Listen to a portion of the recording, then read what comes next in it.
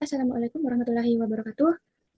Eh, di sini saya akan menjelaskan tentang pengenalan dasar-dasar internet dan menggunakan internet untuk kebutuhan pendidikan.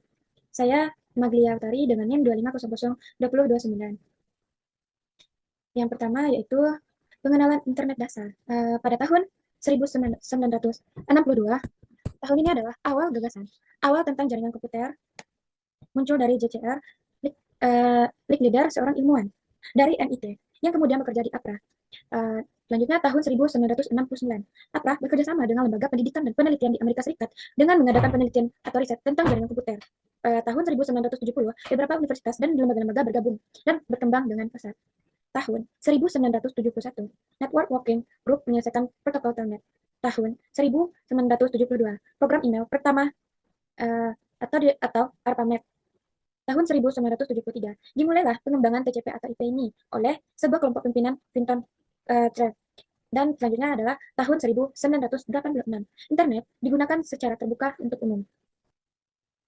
Selanjutnya, pada tahun 1989, internet ini berkembang dengan pesat.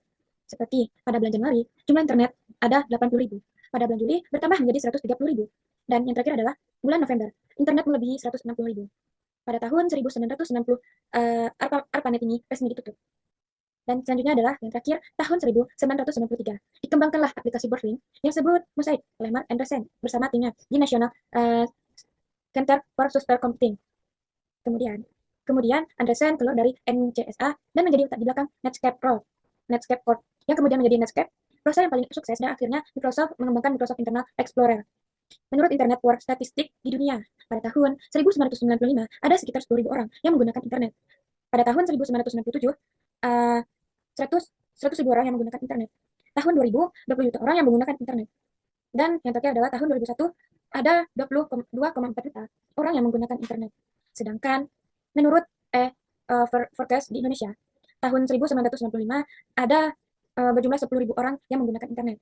Tahun 1997, 100.000 orang yang menggunakan internet. Tahun 2000, 2 juta orang. Tahun 2001, berjumlah 2,4 juta orang. Tahun 2004, berjumlah 4,2 juta orang. Dan tahun 2005 adalah pengguna internet paling banyak, yaitu berjumlah 5 juta orang.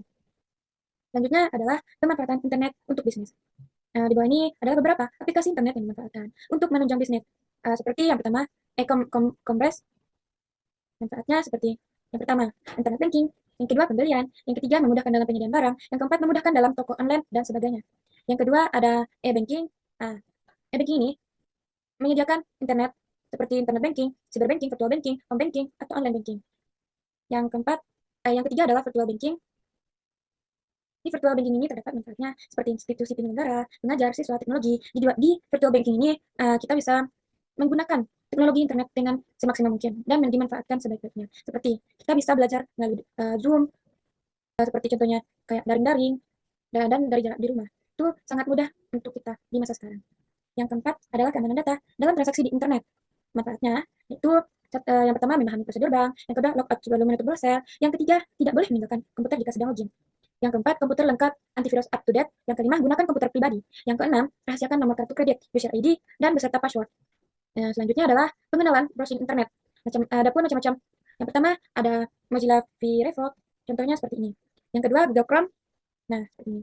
Yang selanjutnya ada UC Browser. Yang keempat, Safari. Yang kelima, Opera.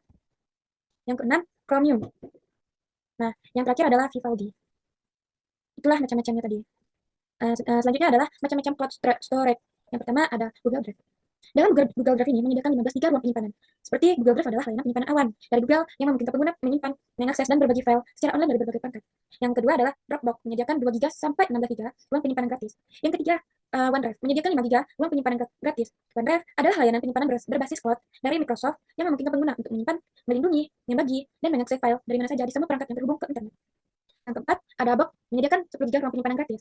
Yang kelima, Mega, menyediakan 50 GB ruang penyimpanan gratis. Yang keenam, Adrive, menyediakan 50 GB juga ruang penyimpanan gratis. Yang ketujuh, ada Becasa, menyediakan 25 GB ruang penyimpanan gratis. Yang kedelapan, Spiderweb, menyediakan 30 GB ruang penyimpanan gratis. Yang kesembilan, ada Tencent Weiyun. Yang kesepuluh, Kiho 360 Winpan. Untuk melihat penyimpanan di Google Drive adalah di sini. Penyimpanan yang terpakai adalah 4,45 GB dari 15 GB yang telah digunakan. Saya akhiri dengan wabillahi taufiq wal hidayah. Wassalamualaikum warahmatullahi wabarakatuh.